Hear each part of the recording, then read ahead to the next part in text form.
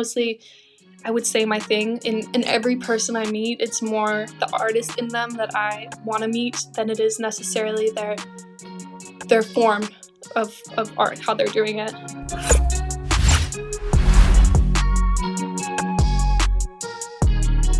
Michael, do you wanna start us off? I usually do it, but I'll pass it to you today. Yeah, sure. I can start it off. Okay. All right. So, hello, everyone. Welcome back to another episode of the Young Eager Writers podcast. Today, I'm here with Desirée, as always. My name is Michael. I forgot my name. Also, I'm introducing people. Should I just go around and let y'all introduce yourselves? I'll let y'all introduce yourselves. So we have an awesome guest today, and she's gonna actually introduce herself. So you can just introduce yourself. Okay. Hi, my name is Pearl Beacon. I'm 18 years old and I live in Denmark currently, though I have lived in the States for 10 years up until last year. Yeah, and I am an author. She won't brag for herself, so I'll brag for her and tell her where I met her and why she's on today and what we're going to talk about. Give everyone a little bit of an overview. So, Pearl, I originally met, actually, it's the only time I've actually met you in person. So I originally met, I was the OG and the only in-person meeting at this conference called 20 Books to 50K in Madrid. I would actually like to talk about that because I think we'll, as young writers, have an explicit experience being part of communities of older writers and how we feel about that. And I know that's something Desirée has felt very much herself, and it's probably the biggest inspiration behind you actually starting this organization 4 years ago now, which makes me feel ancient. But it's been like 4 years, right? Yeah. I'm talking to you, Desirée. Has it been 4 years? Oh, you're talking to me. I'm sorry. I have Organization. Oh my god, I thought I missed the question. Like, you asked me something. I was like, because I heard that you asked her, and then I thought you asked me because you didn't answer. Don't worry. It is my fault. No, I am so sorry. So once again, and it stopped now. Once again, I have construction happening above me, and it's really bothering me. So I'm trying to stay on mute. So yeah, but yeah, I'm gonna make sure I really listen carefully. Dude, it's been over 4 years. It has been it is crazy. I think we're going on 5 years. This is insane. So yeah, it has been close to 5 years now. Wow. That's wild. Well, that just shows that she's faced this problem very much in depth. So we're going to talk about that. But when I met Pearl, she was telling me that she'd graduated high school and that she was going to be spending her basically writing full time now. And she had already written 3 books and was going to be writing 3 more for the year. And I now know that you're doing that and have basically done that since we're close to the end of the year now. So I just want to learn, how have you been able to get started in your writing journey and write so many books at a very young age? Well, I was very lucky because my mother is an author. She's written 35 books already. She writes 6 a year, which I find so insane. I don't know how she does it. And so I kind of found my passion in writing too, and I told her this is what I wanted to do. So I was incredibly lucky that she decided to take a chance on me. And we wrote 2 trilogies together. We're finishing up the last one right now, the 6th book. But yeah, I was able to start at such a young age, writing full-time at 17, because my mother obviously took that chance on me, and now we're finishing up our 6th book. And after that, we're going to be writing separately, and I'm going to be trying to write by myself for the first time, which is, huge, but I'm really excited about it. A little nervous, but mostly just so excited to take this next step in my career. But yeah, I basically owe her so much because it's very intimidating to be young and writing a book. There's so much so many people, tell you so many different things on how to do it, and it can be so intimidating. Writing it, publishing it, all of it is just, it's a huge thing to write a book, in my opinion. So I was very lucky to have her and follow her and be guided by her in that process. That's so amazing that you had this this mentor in your life. I think that's one thing a lot of young writers don't have. And I think you're the first guest that we've had on that's actually co-written a book with someone. Do you mind talking about that experience? What was that like? How did that system work with you and your mother both involved in writing the piece? Yeah, totally. Honestly, it's it's been different for every book. The first one that we wrote, I was so excited to write with her. So she told me, just write out your version of the book, because I had already plotted it, and she was finishing up her previous series. So I basically wrote the first draft of the book, and then she edited it. And then the next book we did, and actually the next two books, we each wrote a chapter and then switched and then edited each other's chapters. And then with this next trilogy that we wrote, the one that we're currently on, I mostly went ahead and wrote most of the first versions, and then she wrote a few chapters, but mostly she edited a lot of my work, which is the biggest thing I feel like in co-writing, at least with me and my mom, is that you're not just in that creative zone and then you start, reviewing it and changing it. I'm constantly going back and forth between editing my own work and editing her work and then writing a new chapter, which I've actually found to be very difficult. I think for her it's been fine, but for me it's been kind of difficult jumping back and forth between that creative mode and criticizing mode, where you have to make your work better. That's been a little hard because then I'm criticizing my work when I get back to just trying to be creative and just trying to get something on the page. But when you co-write, I feel like there's so many different ways to do it that work for different people. And so it's definitely just been about testing and figuring out what works for us. And we're on our sixth book now, and we're still kind of learning, which is, it's a fun process, and I don't feel like there's any right or wrong way to do it. You just kind of have to figure it out with that person. And she's been amazing to write with. She's an amazing author, an amazing person, and she's been very supportive.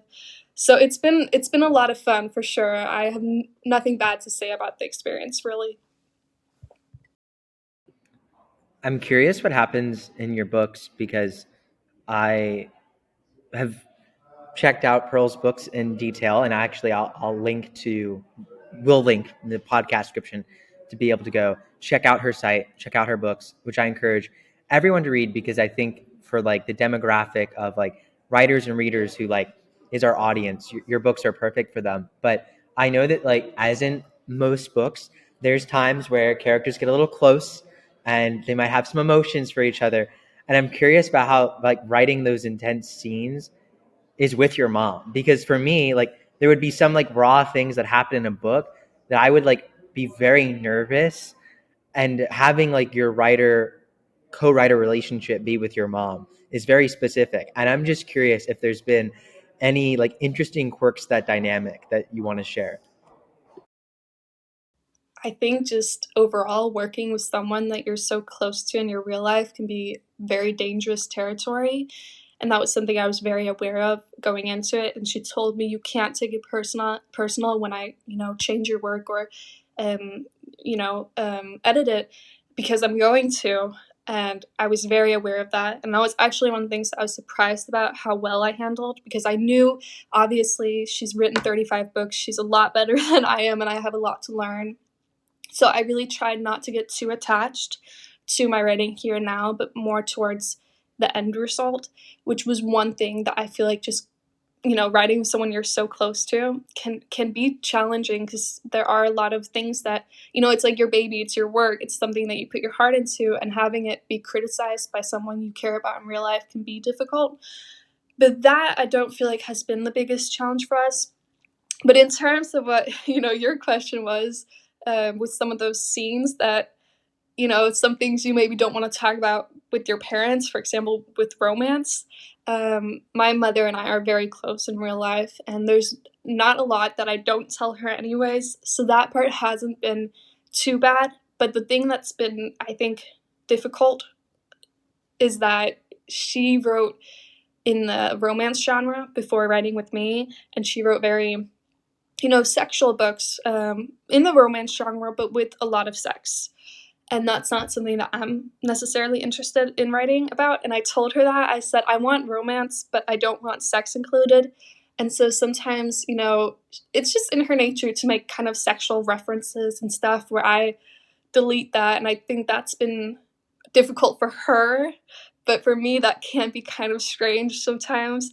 Not only because she's my mom, but also just because that's not, I don't know. I just don't feel like that's the kind of book I want to write. I want to write more romance than sexual. Not that there's anything wrong with it. It's just not really my genre. So there has been that, definitely. But overall, I'm actually really proud of us because writing with your mom could definitely ruin your relationship forever. I don't doubt that. But it's worked really well for us, and I'm incredibly thankful to her for the opportunity. That's so interesting that it was the exact opposite. Probably what Michael expected too, but what I expected. Where I'm thinking about the stuff that I would write or I have written, that I would not want my parents to see. And it's funny, I wouldn't even think about what would my mom write that I wouldn't want to see. Like, yeah. And I'm really glad you brought up that moment where your mom is also your editor. I remember this one time, my dad has always been very supportive of my work, and he asked to see a piece, and he marked all over it with red marker, and my heart just broke. It was so it was so hard. But it was interesting too, because this was the first major time where I actually got feedback and I got these critiques. So it sounds like your mom has really helped you create this tough skin when it comes to the editing process. I know a lot of young writers struggle with that. I definitely struggle with that. Do you have any advice about, like, how do you have that, that thick skin when you're trying to receive work about your baby you're writing? Yeah, that's a really good question. And I think I'm also still figuring it out and, testing what works for me. And again, I was actually really surprised because I'm a very sensitive person. So I had expected to get very attached and hurt when she changed my things. But for some reason, I just kind of have this mindset of I'm not perfect and I'm trying to learn. I want to be better. I want my work to be better. I'm doing the best that I can at this moment, but that will change in the future because I will grow and I will learn, and I can't do that if I can't accept criticism. So I kind of welcome it because I see it as investing in myself and in my own growth. I think that's the biggest thing. It's definitely a mindset and a practice that you just kind of have to breathe and accept it. And I mean, there are definitely things where I just disagree with her and I say, no, I'm keeping this. I love it. And she's been good at accepting that too and respecting my voice as an author. That's also been a huge thing, is that my voice has changed so much from the first book to the last book. In the first few books, people said that they couldn't tell who was who because we wrote so similarly, because she had, guided me and taught me everything I knew. And then through the past few books, I've just kind of found my own voice. And so I start sounding different and saying things differently and disagreeing with her in some things because, I just have my own voice now. So that's also been a huge thing in this experience, is that I've found myself, which makes it easier too, now that we're ending this book, to go on and write something for myself with just me, because I feel like I know my own voice a little better, and I don't think I would necessarily know it so well if I hadn't already written 6 books with her. It's taken a lot of practice, but I really like where I am now as an author. I feel very confident in my own voice. So yeah. That's so inspiring. I'm so inspired right now. It is, like, just to see like the transformation that can happen in a relatively, like, it doesn't take 40 years. Like, you just have to work at something really hard for definitely a good period of time. And I want to maybe dive into actually what your schedule looks like. I think most people at like your age are in school and are doing that, whatever, like 40 hours a week at least between classes and homework, most likely closer to 50 or 60. And then, people might have part-time jobs, a club or sports and they're involved in outside of that. And then writing becomes something that, you really want to do, but you might not have that much time for. For you, you've made a huge space in your life for writing. So I'm curious what that space looks like and what maybe like a day in the life of Pearl looks like. Yeah, I mean, that's a good question. I'm definitely very blessed to be in the situation that I'm in. I'm 18 years old and I live at home. So financially, I'm very, I'm very happy where I am. I have this opportunity that's incredible. Not everyone has such an incredible opportunity to be able to work full time. Um, so there's definitely that. Although I do feel like sometimes when you have a very busy schedule and you want to get this book written, you prioritize it. The 15 minutes you have here and the half an hour you have there, you sit down and you do the work.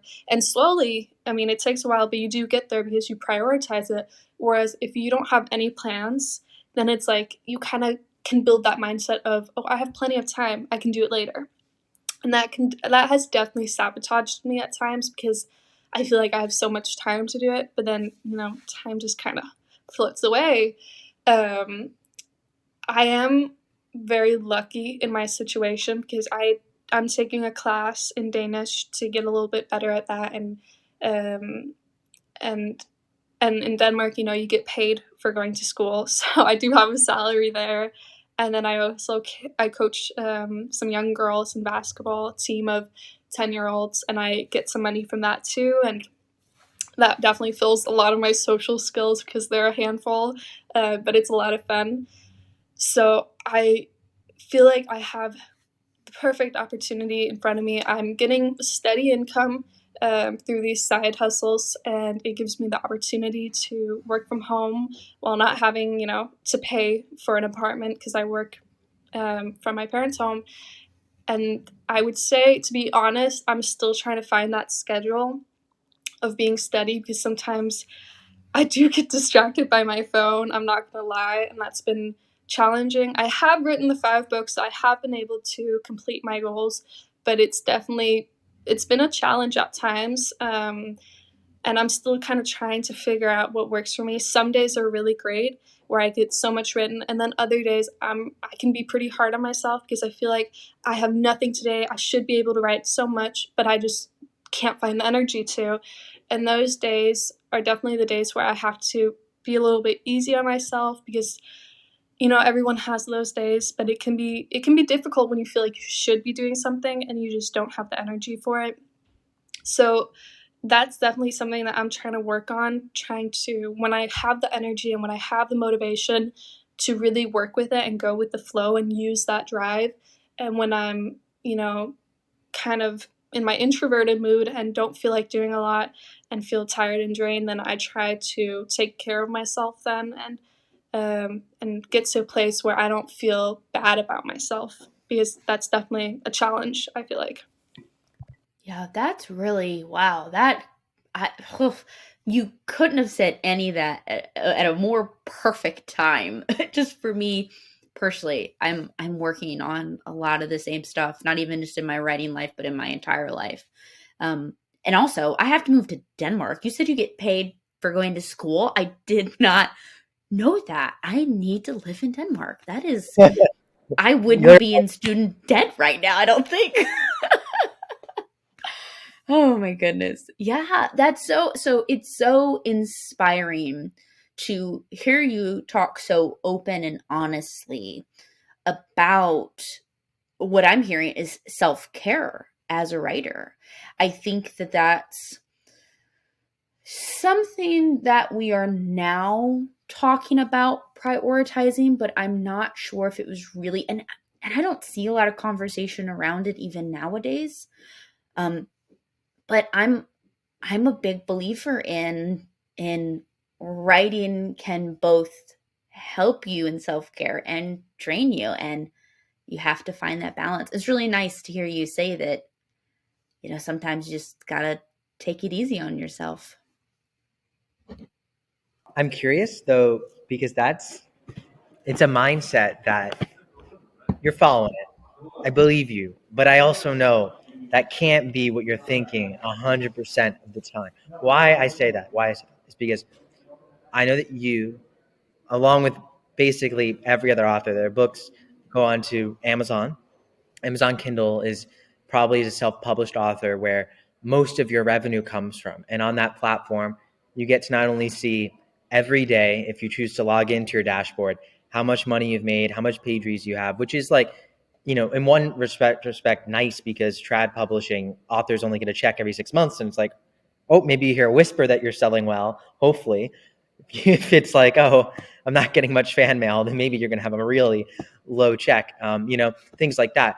But then with that, you have this ranking system that you get to see every day. And then you get to compare yourself. And so, oh, well, your mom writes 6 books a month, but do you know that a ton of authors are writing, 6 books a year, but a ton of authors are writing a book a month or a book and a half a month. There's people doing that, and they're promoting it online and getting a higher ranking because of you. So I'm curious, like your livelihood is coupled to a ranking on a store that you can then cross compare to people all over the world who are then posting in Facebook groups about their success, that you then show up to conferences like where I met you, where those people all congregate to talk about their success and their rankings. And I'm curious what you think of that culture, and being a part in it, as I do too, how you cope with it. Yeah, I mean, that's a really good point. I feel like there is definitely a lot of toxicity in publishing, because it's constantly bigger, bigger, bigger, do more and more and more, publish more and more and more, instead of publishing something that's beautiful and that you've really put your heart into. There's definitely a lot more talk about money and faster producing than there is about art, and the art of making a book and how beautiful that process is. I think I'm pretty good at not comparing myself to all those people, including my mom, who are really quick at writing books. And I think one of the reasons why is because I'm so young. You're the only person close to my age. And so seeing all these 30, 40, 50-year-olds, I don't know, I just don't really compare myself to them, because we're not in the same, part of our lives. I wouldn't expect an 18-year-old to be able to write as quickly as a 46-year-old, my mom, because she's been writing for many years and I'm still fairly new to it. So I feel like I'm pretty good at not comparing myself to others, but I do compare myself to myself and the goals that I have for myself. And so that's definitely the biggest thing, is when I want to be able to do more, I want to be able to write more, because that's my goal. And then not living up to that can be disappointing. But in terms of the whole publishing industry and world, I feel like you're one of the people I talk a lot about, Michael, when I talk about this subject, because I do feel like you're going to be one of those people who changes it, and gets a better focus about what it should be about, and also I feel like the mental health needs to be a part of it, because we're not machines, we're people, we're artists, we're producing art, and that's a special thing that needs to be the main focus of it. And money and numbers and all that stuff, I feel like, is secondary to creating art that you're proud of, and that you can stand by. So I feel like I just kind of want to stand back and look at how you take that on, because I love listening to you when you talk about that subject. You definitely have a lot more interesting opinions than I do. That's not true. That's just not true. That's very nice, though. I think it is. Very I think that there's so many people with interesting opinions, and it would be wrong of me to say that like my opinions are mine own in a sense. Like they've been a culmination of hundreds of conversations and experiences that I've had and shared with others. So I do get something from what you're saying, though, in a sense of there's this mindset of production, and you're talking about art. And I wonder if it's about something else, like this idea that publishing more books creates more IP and like has greater leverage, which that's like, to decode that like business term, leverage is the idea that by doing something, you have like a force multiplier, like interest in a bank account. And that the more that accumulates, the more of it that will happen. So the idea is like, if you have 8 books having one reader will generate you more sales because they have more books to read through to, versus if you have 800 books, which I actually know someone who has made it their lifelong mission to publish 400 books. Right? Like, that's amazing. If you get one reader to read through all of those books, that's powerful. But I started to think about, like, okay, like, I understand then if you want to build something that has leverage, why you would do that. But I started to reframe that word, like leverage, and think about where that's really coming from. And I've started to think about there might be a convergence in this business mindset and this idea of art that feels kind of distant. A lot of times the conversation can become reductive. Like, there's the indie authors who are commercializing things, and then the trad authors who are more literary. At least it tends to be that way. And the literary people are focused on art and the New Yorker, and the commercial people are focused on, like, post-apoc survival fiction that, whatever, right? Like, that's kind of the idea. But I wonder if, like, the real leverage is in audience, but not in audience number, but the relationships that you have with them. And greater content, like volume of content, could be one way to get there and have a deeper relationship. Like, if you forced 100 books down someone's throat, then maybe they remember you, because that's a lot of time. But I also think that that's not the only way to do it. And in a world in which we can scroll through TikToks mindlessly, I'm not sure those people are being remembered all the time. And there's something about the art that you're saying that actually is directly correlated, I think, with what exactly everyone who's pursuing this more productive path wants, which is to have, like, greater security and a greater, connection to their readers. Even if it's not personal, they want to be able to know that their next book's going to sell. They want to know that they're going to be able to have a career. And I wonder if there's a way to reframe it. I don't know. Yeah, I mean, it's a very interesting conversation, and I wonder if it could be any other way. Because, if it's fine that you want to create art, but you also have to be able to provide for yourself and make an income off of it. And to do that, having more books definitely helps, but you have to also consider the price of it, because if you're so focused on the money aspect and getting more and more books, what price does that come with? Because, when you write a book per month, how much thought and time and energy can you really put into it? You're more like a machine just getting it out there, and often, pairing up tropes. I feel like you hear a lot of the authors who write quickly, they're focusing on what does the audience want? What kind of tropes are they looking for, and how can I give them that in a somewhat new way, instead of really thinking about what message could I give to the world. And I'm not saying, either of those is right or wrong. It depends on what your motive is. I think personally, for me, it's definitely about the relationships. I would rather write a book that could deeply touch 5 people and help them in some way or another than I would write 100 where people, don't really remember my name, or the book. It's just kind of fast food, that doesn't really satisfy them. And both are fine. Both are, ways to be an author. They're both authors. They're just very different kinds, in my opinion. And I mean, I don't think it has to be either or. I'm 18. I've been writing for a year and a half, and I have 6 books out. I feel like that's a lot compared to the people who take 10 years to write one book. So I do feel like you can do both, but to a certain degree. You still have to consider your mental health and the message of your book and all that stuff, so that it's actually something you can stand behind and that can be consistent. Mm-hmm. Yeah, this is a question out of left field, and I don't even remember what you said that made me start to think about this. I think you brought up tropes, and I thought, you know what, that's something that we don't talk enough about, and I wanted to ask you. So, I know that you talked about your mom and you writing romance and writing different types of romance, and I think talking about the market. I mean, Michael always talks about, like, the romance market is huge. There's so many, I think, women specifically writing and reading romance.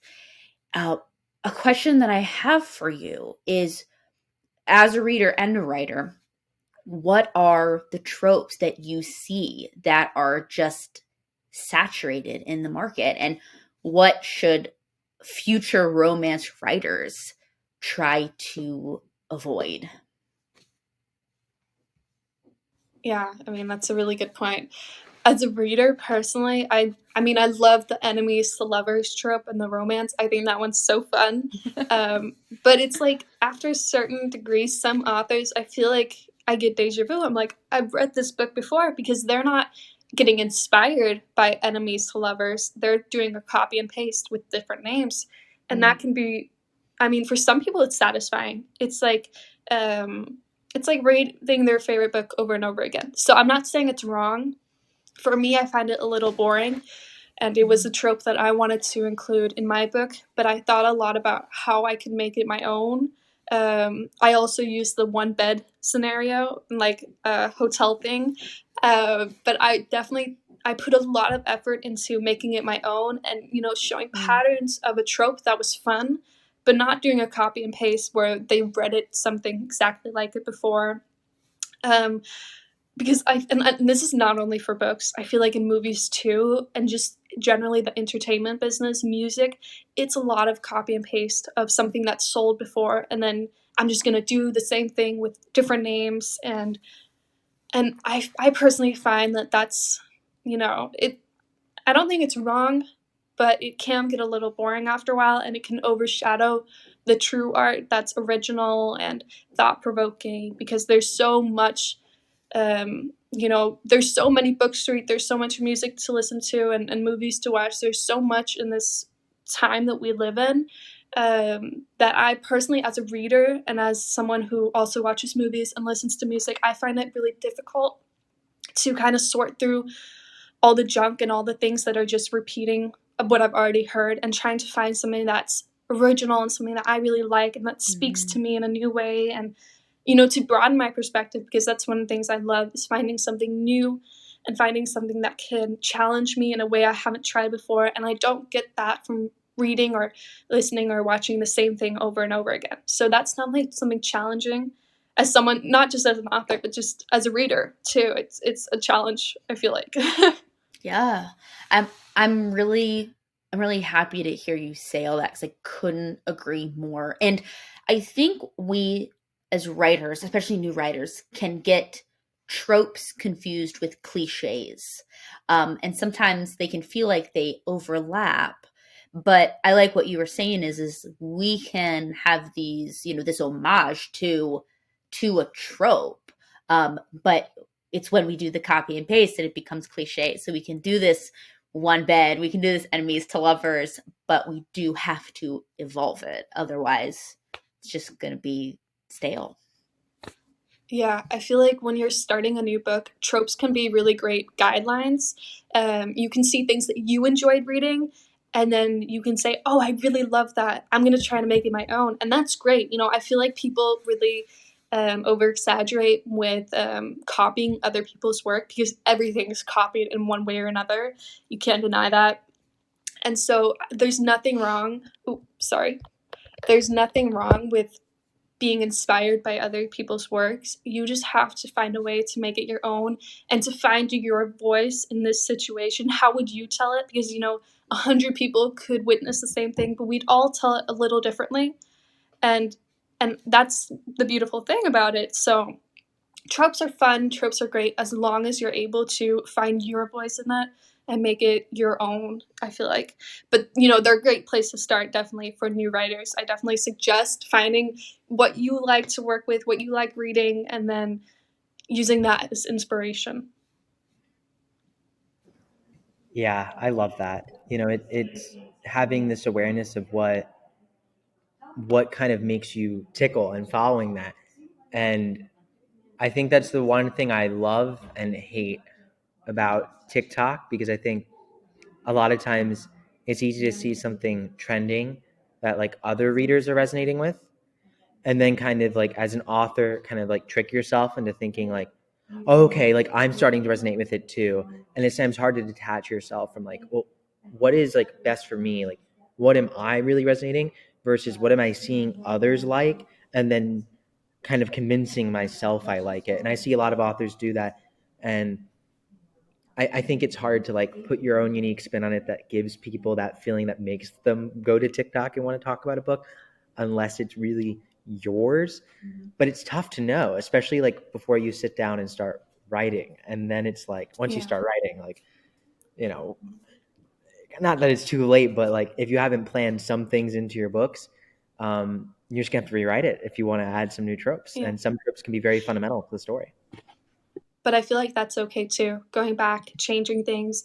The most important thing is that you write, you do it, you try your way forward, because if you have this, expectation of coming up with this amazing plot, writing it down, and having it be a bestseller from day one, that's a big goal and a lot of pressure to put on yourself. The best thing I feel like I would advise someone who's starting is to write the best that you can at this moment and keep doing that. Go back and change it or make it better or publish it and try something new. But don't hold yourself back because, you feel like I'll know more in the future or I need more time to figure out the perfect book. You can always go back and change it, but just start writing. And also, in terms of the whole trope thing, I feel like when you write books, the best way to write a good book is to write a book that you would enjoy reading. Write the perfect book for you, because then other people will resonate with it. When you're trying to write for an audience, I feel like that's something I couldn't do because I wouldn't have any passion in that. I couldn't find passion in something that I wouldn't want to read myself. That's when it becomes hard work.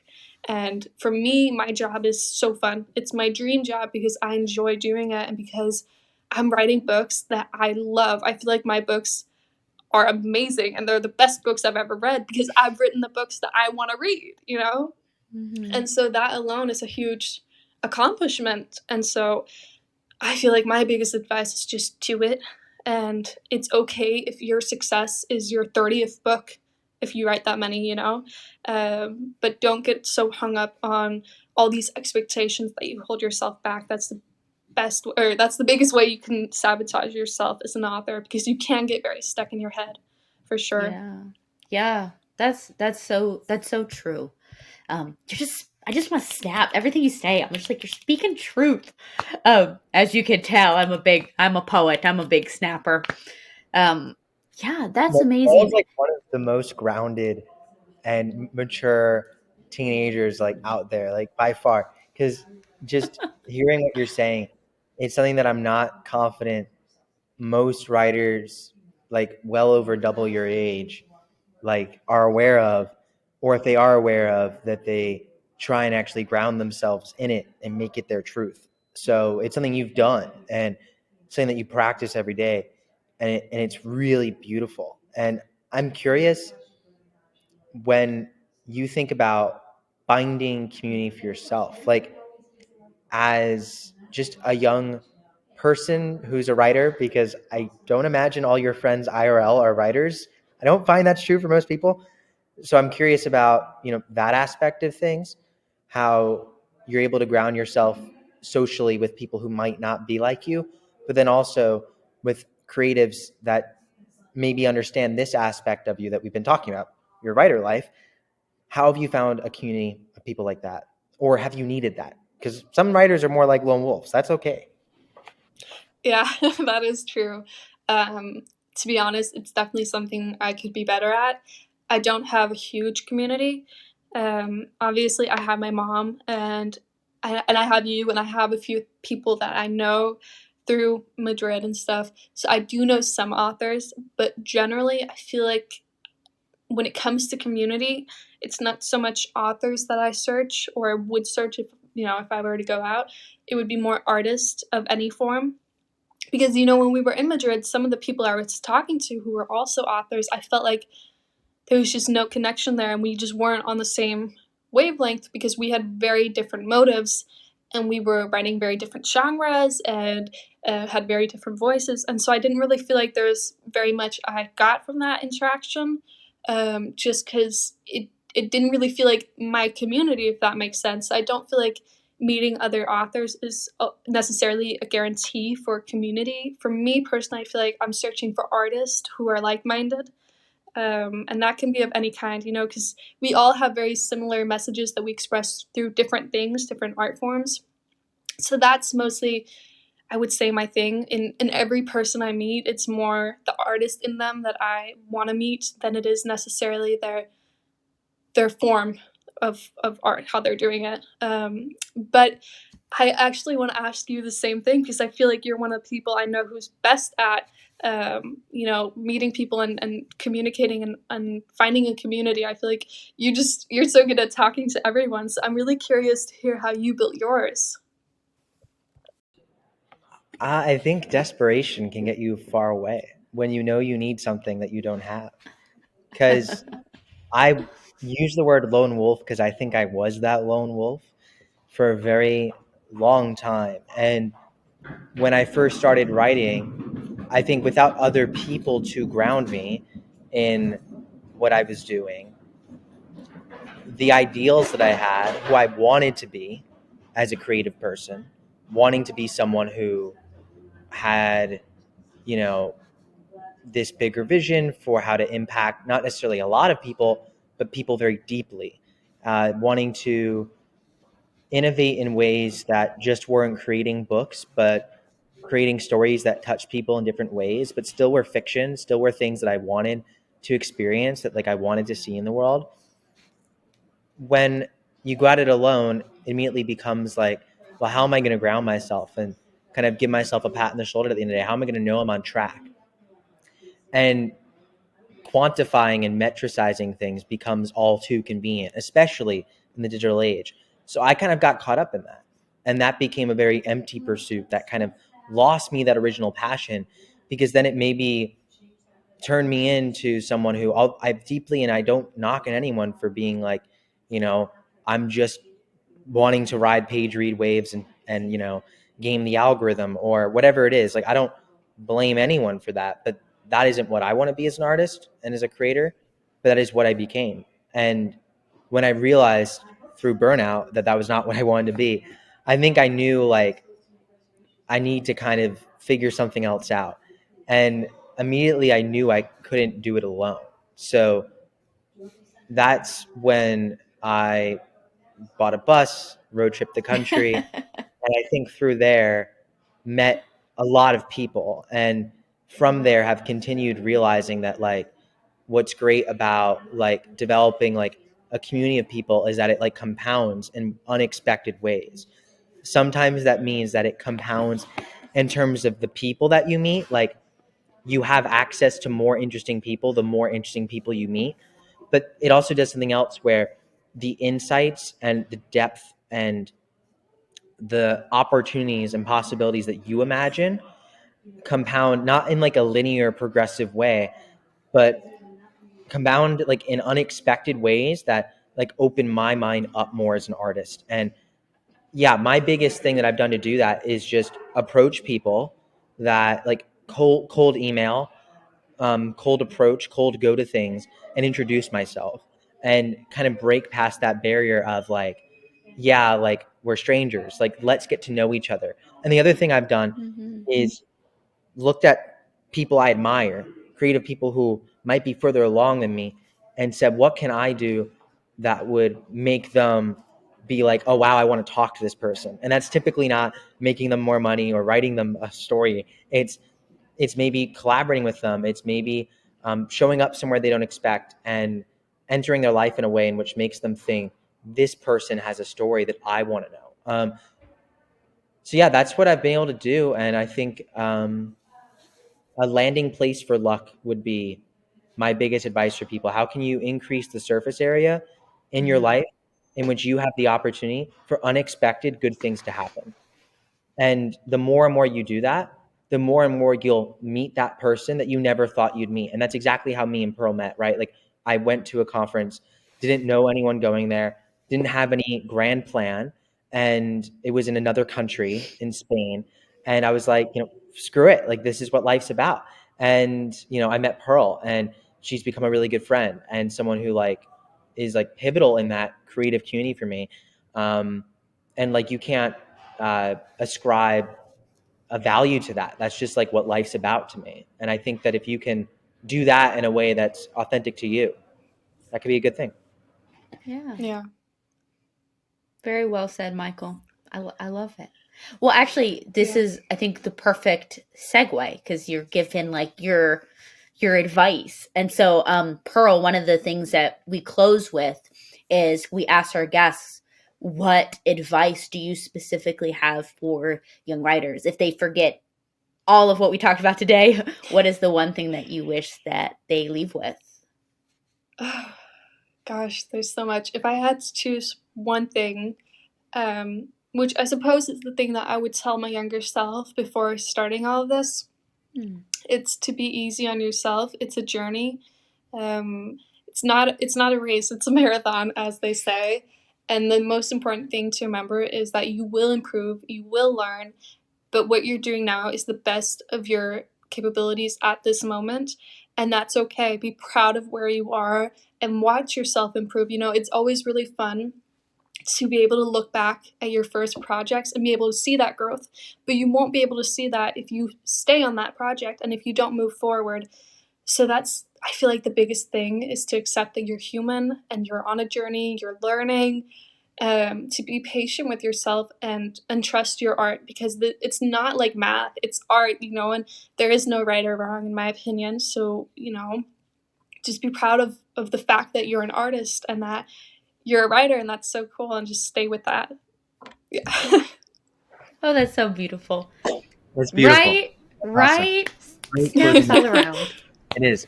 And seriously, y'all, like you guys need to check out what Pearl's doing. You need to check out her books. You need to read them. They're so inspiring, and I think are so grounding for young people who are like trying to navigate the world, because your characters / you have so many interesting insights that I think will be good for people, the artists and the soul in us, if that's a thing. I'm not sure. Anyways, not to get too deep.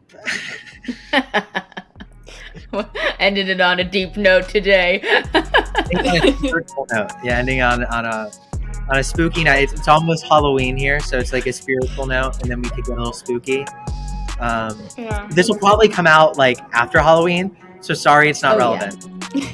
Right, it's coming out like months from now or something. I don't even know what the schedule is anymore. Maybe not months, but definitely not Halloween time. Thank you everyone for being here. Obviously, thank you Pearl for being here. And Pearl, if you guys at all want to follow Pearl, please check out the show notes. If you want to follow me or Michael, check out the show notes. If you want to follow younger writers, you know, join us. So that's all we have. Follow us virtually, not IRL. That's a little creepy. Yeah, we don't need it to be that spooky this season. Okay, guys? Not that. Okay. Bye. That should be our ending. Virtually, not IRL. See ya. Right? I'm down. I like it. We need an intro and an outro, so I'm down. All right. That sounds good. Okay.